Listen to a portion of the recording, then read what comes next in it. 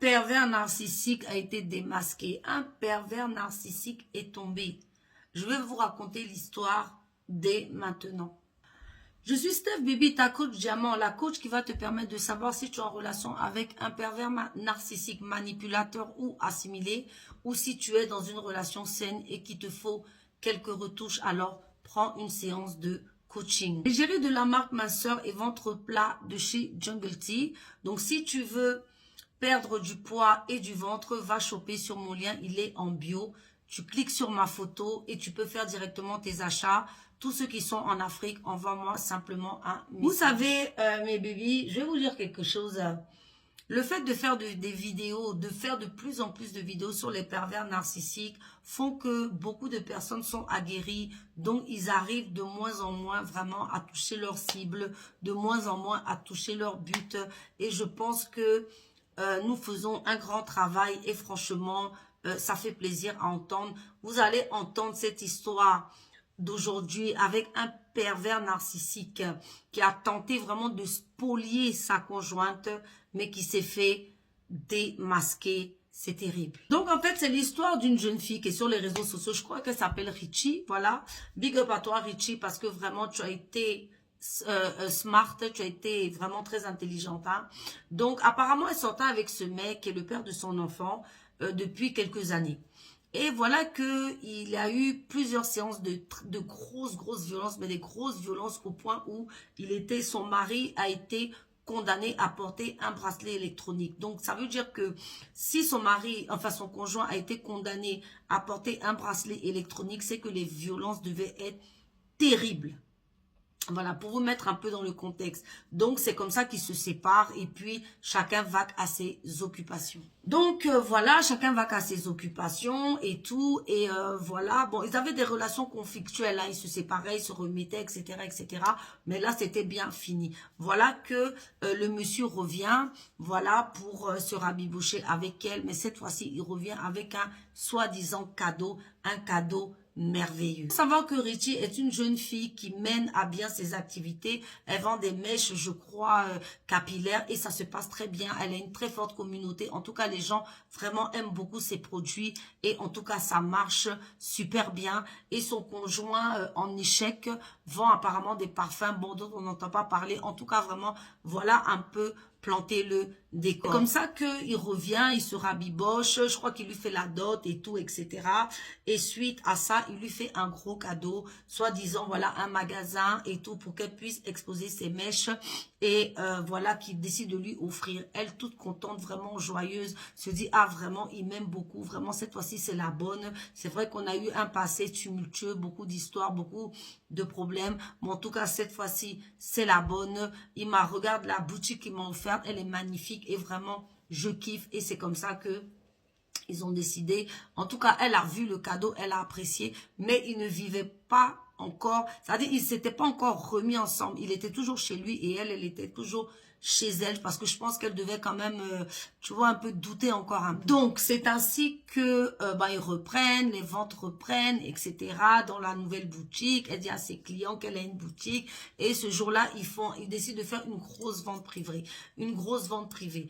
Ils font une grosse vente privée. Bon, il y a des détails que j'oublie un petit peu. Bon, il faut savoir que déjà dans le magasin, il lui impose à elle de vendre ses parfums à lui. Je vous ai dit que le pervers narcissique, c'est quelqu'un qui est toujours en échec. Ces choses ne marchent jamais. Enfin, souvent, il y en a pour qui ça ne marche jamais. Je pense même la majorité. Donc, il lui impose déjà de vendre ses parfums. Bon, elle se dit, bon, c'est mon mec, c'est pas grave et tout. Et il lui impose aussi un frère, bon, qu'elle ne connaissait pas avant 10 ans de relation. Et tu connais pas toute la famille, mais bon, elle se dit, c'est pas grave. C'est comme ça qu'ils font une vente privée qui cartonne. Elle a dit qu'elle a investi près de 20 000 €.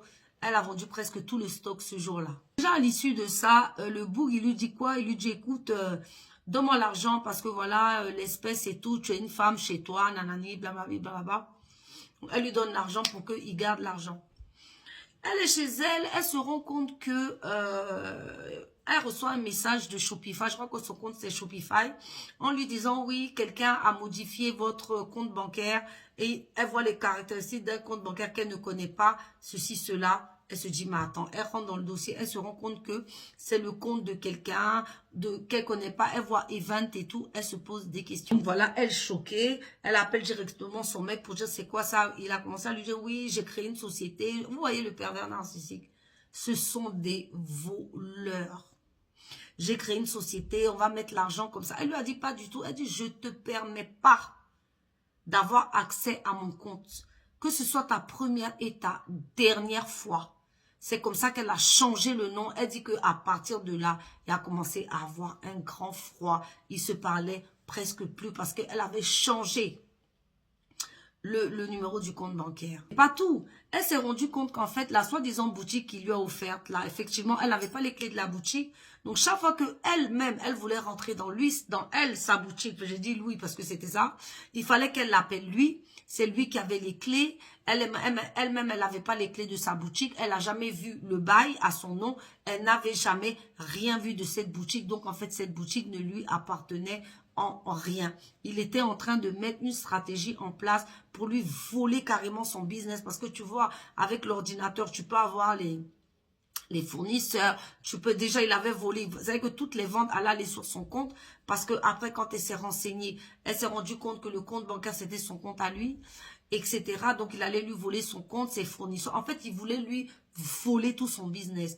Heureusement qu'elle a été vigilante. C'est comme ça que pour récupérer son stock, elle fait venir un serrurier, elle fait péter la serrure puisqu'elle n'a pas les clés, elle récupère tout le reste de son stock et son matériel. Ben oui, parce qu'il y a les têtes de poupées, il y a machin, tout ça, ça coûte de l'argent. Elle récupère tout, elle lui envoie un message pour dire, écoute, c'est bon, j'ai tout récupéré, donc voilà. Et le mec de lui dire, ben de toute façon, je viendrai chez toi, on va en parler. Elle dit que normalement, c'est quelqu'un de sanguin, c'est quelqu'un de violent. Mais là, comme elle devait aller voir les flics, elle s'est dit que c'est pour ça qu'il ne l'a pas violentée. Donc voilà ce qui lui a effectivement dit. Entre-temps, elle va au rendez-vous de la police qui l'a appelée parce que par rapport au procès où le gars avait eu le bracelet électronique pour savoir s'il avait approché, violenté, ceci, cela. Donc elle a dit non et la police de lui dire que, bon, en tout cas, sachez que où il vit là, il a frappé plusieurs femmes depuis 7 mois, 8 mois. Donc elle se rend compte qu'en fait, malgré qu'ils aient repris à sortir ensemble, le gars avait déjà 3 autres copines, 3 autres... Le pervers narcissique. Pervers. Plusieurs copines, à plusieurs endroits. En tout cas, c'est comme ça. Et la violence, il frappait d'autres femmes. Donc, en fait, c'est quelqu'un qui n'avait jamais eu l'intention de changer. En tout cas, qui n'avait jamais changé. Elle dit que la police lui a mis le... C'est-à-dire, la police voulait qu'elle dise, oui, il est violent. Mais elle dit qu'elle ne pouvait pas mentir sur lui. Mais elle aurait pu dire à la police, oui, il a essayé de me voler et tout, machin, mais elle n'a rien dit. Donc, c'est comme ça que la police lui a dit, ok, bah, si tout va bien, il n'y a pas de souci, rentrez chez vous. C'est comme ça qu'elle rentre chez elle, voilà, bon, déjà, choquée déjà de comprendre qu'en fait, apparemment, il veut un peu la voler et tout. Donc, elle est chez elle avec sa belle-sœur et tout. Et elle dit qu'à un moment, le bougui rentre. Il appelle, il dit, j'arrive, il vient. Comme il voit qu'elle est avec sa belle-sœur, il va directement dans sa chambre à elle. Il ferme la porte. Il fait 15 minutes parce que et après, il s'en va.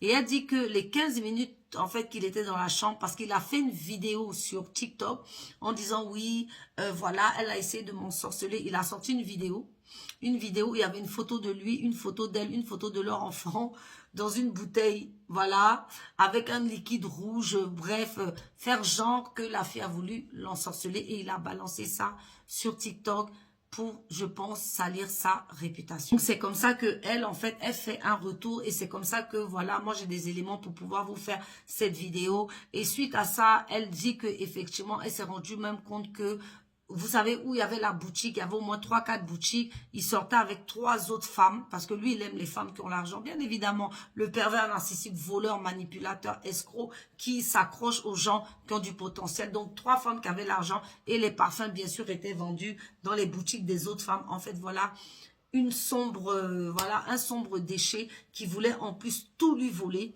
Donc, en fait, elle a attrapé sur le qui vivent. En faisant sa vidéo d'explication, elle a montré à quel point la bouteille vraiment ne pouvait pas se trouver à cet endroit. Enfin, c'est pas possible l'explication qu'il avait donnée, que oui, son téléphone est tombé, c'est comme ça que j'ai vu la bouteille. C'était pas possible parce que le lit, il est vraiment à ras le sol. Donc, à quel moment il aurait pu voir une bouteille où le lit, il est à ras le sol, il n'y a même pas de trou en bas, voilà. Donc, une explication qui ne voulait rien dire, voilà. Donc, moi, je vais un peu détailler un peu cette histoire.